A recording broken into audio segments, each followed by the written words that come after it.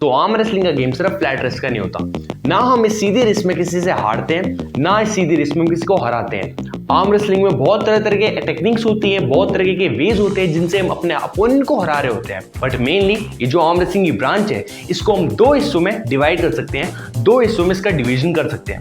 जैसे कि ये हमारी फ्लैट रेस्ट जो हम मैच से पहले रखते हैं, मतलब मैच शुरू होता है हम सब ऐसे ही शुरू करते हैं, ठीक है। इसके बाद दो ही मूवमेंट हर प्लेयर करता है, ठीक है। पहली तो मूवमेंट हम इस तरफ को जाते हैं, इस तरफ को जाते हैं। ये जो हम इस तरफ को जा रहे हैं इसको हम कहते हैं inside arm wrestling. Inside arm wrestling हम इसे कहते हैं। इनसाइड आर्म रेसलिंग में आता है, इसमें भी बहुत सारे मूव्स होते हैं, उसको हम आगे डिस्कस करेंगे, ठीक है। इसके बाद जो दूसरी मूवमेंट हमारी होती है वो कुछ ऐसी होती है, हम बाहर को जाते हैं एंड फिर बंदे को पिन करते हैं। इसको कहते हैं हम आउटसाइड आर्म रेसलिंग के जो मेनली इसके अंदर जितने मूव्स आते हैं वो हमारे आउटसाइड आर्म रेसलिंग में आते हैं। सो पहले तो वो हमारा इनसाइड आर्म रेसलिंग, हम अंदर की तरफ जाके बंदे को पिन कर रहे हैं, हम ऐसे जाके पिन कर रहे हैं, ये हो गया हमारा इनसाइड आर्म रेसलिंग। बट जब हमारी मूवमेंट बाहर की तरफ होगी वो होगा हमारा आउटसाइड आर्म रेसलिंग। सो अभी हमने तीन टर्म्स जो कि है flat rest, inside arm wrestling, outside arm wrestling, इनका बारे में हमने सुना और हमें समझ आया कि यार ये क्या होती है। अब इसको थोड़ा डिटेल वे में डिस्कस करते हैं। तो अगर आपको आर्म रेसलिंग को समझना है, सबको इनसाइड और आउटसाइड क्या होते हैं ये पता होना चाहिए, और इन दोनों के बीच में क्या फर्क होता है वो भी आपको पता होना चाहिए। सो यही सब आज हम डिस्कस करते हैं। सो शुरू करते हैं। सो ये होता है हमारा आर्म रेसलिंग का टेबल, और यहाँ पे आपको कुछ बातें समझना बहुत ज़्यादा जरूरी है अगर आपको इनसाइड और आउटसाइड आर्म रेसलिंग को समझना है। सो ये यहाँ पे ये मैंने बोला हमारी सीधी रिस्ट है, फ्लैट रेस्ट है, यहाँ से हम गेम शुरू करते हैं और यहीं से हम बंदे को हराते हैं या तो हारते हैं, ठीक है। सो अब मान के चलते हैं ये जो हमारी लूजिंग पोजीशन है ये 0 डिग्री है, मतलब कि 0 डिग्री, अगर इसको हम 90 डिग्री बोलते हैं, हम सब इसको 90 डिग्री कहते हैं। सो यहाँ पे 0 डिग्री है, ठीक है, जहाँ हम हारते हैं, ठीक है। यहाँ पे मैं हार गया, ये 0 डिग्री है। एंड जहाँ पे हम हराते हैं ये हमारा 180 डिग्री है, ठीक है। सो अब जितने मूव इसके इस तरफ के जाएंगे, मतलब अब मैं आउटसाइड आर्म रेसलिंग पे आ रहा हूँ, ठीक है, आउटसाइड आर्म रेसलिंग को समझाने की कोशिश कर रहा हूँ। सो ये 90 है। जब हम थोड़ा सा बाहर जाके ये प्रोनेट करेंगे, ठीक है, प्रोनेट करते हुए बंदे को हराते हैं। सो ये सारे मूव्स हमारे आउटसाइड आर्म रेसलिंग की तरफ आते हैं, ठीक है। एंड जितने मूव हम 90 के इस तरफ से जाते हैं, ठीक है, 90 डिग्री से अंदर की तरफ ऐसे आते हैं, ठीक है, इसको हम कहते हैं हमारा इनसाइड के मूव्स, इनसाइड आर्म रेसलिंग के मूव्स, ठीक है। सो एक बात और मैं आपको समझाना यहाँ पे चाहता हूँ कि जितना हम प्रोनेट करेंगे, ठीक है, जितना हम आउटसाइड को जाएंगे वो उतना एक्सट्रीम आउटसाइड आर्म रेसलिंग में आएगा। मतलब कि जैसे कि किंग्स मूव है, किंग्स मूव में हम पूरा हाथ ही खोल देते हैं। सो वो आउटसाइड आर्म रेसलिंग का सबसे लास्ट का मूव इसलिए कहलाता है क्योंकि उसमें हम पूरा हाथ खोल के फिर प्रोनेट करते हैं एंड फिर बंदे को हराते हैं। वैसे ही इनसाइड आर्म रेसलिंग का सबसे एक्सट्रीम मूव हमारा प्रेस है, क्योंकि हम पूरा ही उसमें चढ़ जाते हैं, जबकि हुक में हम थोड़ा सा हुक करते हैं एंड बंदे को हराते हैं। बट इनसाइड आर्म रेसलिंग का सबसे एक्सट्रीम मूव, सबसे लास्ट का मूव, जो सबसे सुप्रीम मूव है वो हमारा प्रेस है, क्योंकि उस पर हम पूरी बॉडी लेके चढ़ जाते हैं।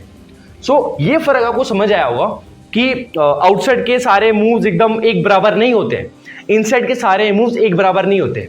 सो यहाँ पे आपको एक डायग्राम भी आ रहा होगा, ठीक है। सो इसके जो सबसे एंड वाले मूव्स हैं वो सबसे ज्यादा एक्सट्रीम आउटसाइड या इनसाइड के मूव्स हैं, एंड जो से थोड़े थोड़े ऊपर आ रहे हैं वो उतने ही कम होते जा रहे हैं। जैसे कि एग्जांपल समझाता हूँ। सो आउटसाइड के जो हमारे मूव्स होते हैं, सबसे पहले जो शुरू होता है, जो स्टार्टिंग का जो हमारा मूव होता है वो होता है हमारा पोस्टिंग टॉप रोल। उसमें हम इतना प्रोनेट करते हैं, हम पूरा हाई राइज रखते हैं, सब कुछ हाई रखते हैं, थोड़ा प्रोनेट करते हैं, मतलब प्रोनेट तो करते ही हैं, प्रोनेट करके हम बंदे को हराने की कोशिश करते हैं एकदम एग्रेसिव वे में। उसके बाद थोड़ा सा नीचे हम आते हैं, थोड़ा नीचे चलते हैं, वो है हमारा, उसके बाद है हमारा लो हैंड टॉप रोल, एकदम राइज नीचे एंड प्रोनेट करते हुए बंदे को लाने की कोशिश करते हैं एंड हरा देते हैं, ठीक है। उसके बाद जो हमारे मूव्स होते हैं वो होते हैं हमारा स्वीपिंग टॉप रोल। उसमें हम थोड़ा सा और प्रोनेट करते हैं, उसमें थोड़ा हम ऐसे थोड़ा बाहर को जाते हैं, ठीक है, एंड प्रोनेट करके बंदे को हराने की कोशिश करते हैं। उसके बाद थोड़ा और नीचे आते हैं। उसके बाद जो हमारा नेक्स्ट मूव है वो हमारा ओपन हैंड टॉप रोल। इस पे मैंने वीडियो बनाई है। इसका जो फर्क होता है किंग्स मूव से वो काफी कम होता है, क्योंकि एक्सट्रीम मूव्स में आ रहे हैं, एडवांस मूव्स में आ रहे हैं, ठीक है। इसमें हम ऐसे जाते हैं बाहर की तरफ, ठीक है, डिफेंसिव वे में, डिफेंस का मूव है, काफी अच्छा डिफेंस करते हैं, ठीक है। यहां से हम पीछे को ड्रैग मारते हैं एंड फिर हराने की कोशिश करते हैं।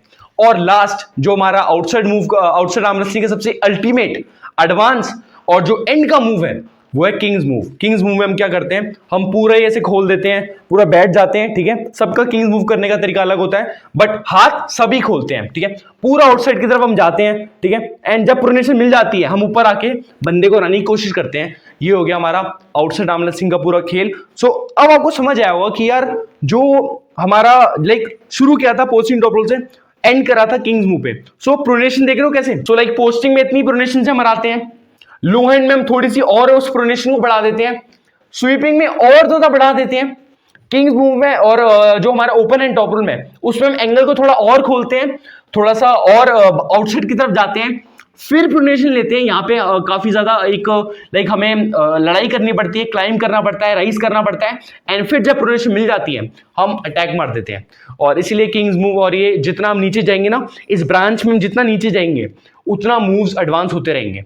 वही same case inside arm wrestling का है। सो अब आते हैं इनसाइड आर्म रेसलिंग की तरफ, ठीक है। सो ऐसा ही कुछ सीन हमारा इनसाइड आर्म रेसलिंग का भी रहता है। इनसाइड आर्म रेसलिंग में जो सबसे पहला मूव हमारा शुरू होता है वो है हाई हुक, एंड करते हैं प्रेस से। सो देखो जो हमारा हाई हुक है ना, वैसे उसको लोग एकदम न्यूट्रल मानते हैं, मतलब कि उसमें क्योंकि हम थोड़ी कप भी करते हैं, उसमें थोड़ी प्रोनेशन भी डालते हैं। सो मैं दिखाता हूं सबसे, लेकिन ये हमारा इनसाइड आर्म रेसलिंग की तरफ ही इसको ज्यादातर मानते हैं। सो हमारा पहला मूव है हाई हुक, इसमें हम थोड़ी सी प्रोनेशन लेते हैं।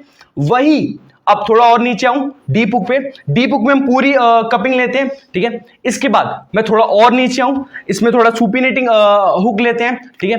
एंड इसके बाद थोड़ा और मैं अगर नीचे आऊं इनसाइड आर्म रेसलिंग की तरफ, फिर हम शोल्डर प्रेस मारते हैं, ठीक है। अब थोड़ा और एक्सट्रीम एडवांस मूव पे आऊं, वो है हमारा फ्लॉप प्रेस, ठीक है। अब अल्टीमेट बेस्ट और सबसे एडवांस मूव जो हमारा इनसाइड आर्म रेसलिंग का है वो है प्रेस। इसमें हम पूरी बॉडी लेके चढ़ते हैं।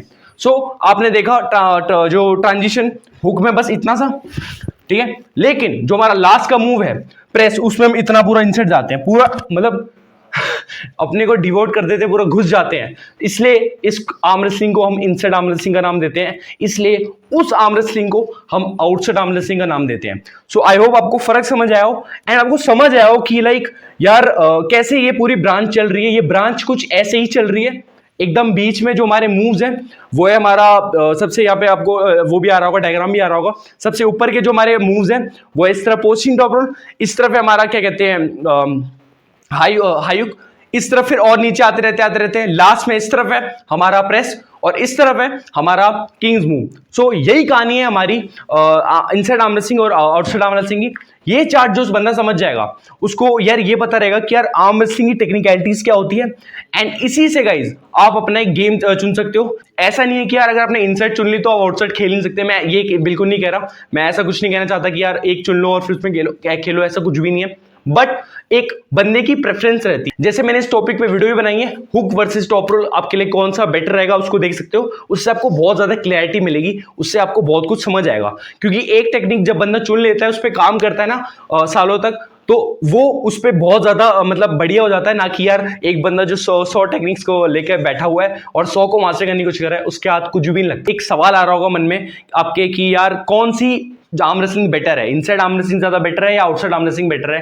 ये कहना काफी मतलब अनफेयर होगा, गलत होगा कि अगर मैं बोल दूं यार आउटसाइड बेटर है या मैं बोल दूं इनसाइड आर्म। वो सबकी प्रेफरेंस होती है, सबकी जो एक प्लेइंग स्टाइल होती है उस पर डिपेंड करता है। इस पर मैंने वीडियो बनाई है कि हुक वर्सेस टॉप रोल कौन सा मतलब बेटर है। बिगिनर्स अगर आप देख रहे हो तो उसको जाके देख सकते हो, आपको बहुत एक अलग लेवल की अंडरस्टैंडिंग मिलेगी, और ये वाली वीडियो वहां जाके कनेक्ट भी होगी आपको। सो आई होप आपको एक बहुत बड़ी चीज समझ आई हो पूरी आर्म रेसलिंग ब्रांच के बारे में, पूरी आर्म रेसलिंग जितने मूव्स होते हैं उसके बारे में बहुत कुछ समझ आया हो। अगर समझ आया हो तो लाइक मारना। सो ऐसी वीडियोस का मैं आता रहूंगा। कोई डाउट हो तो यार उसे कमेंट में लिखना। कोई भी अगर कुछ भी क्वेरी हो, कुछ भी हो, कोई डिमांड हो, कुछ भी, उसे कमेंट में लिखना। सो मैं ऐसी वीडियोस का आता रहूंगा। This means short. Thanks for watching. Peace out.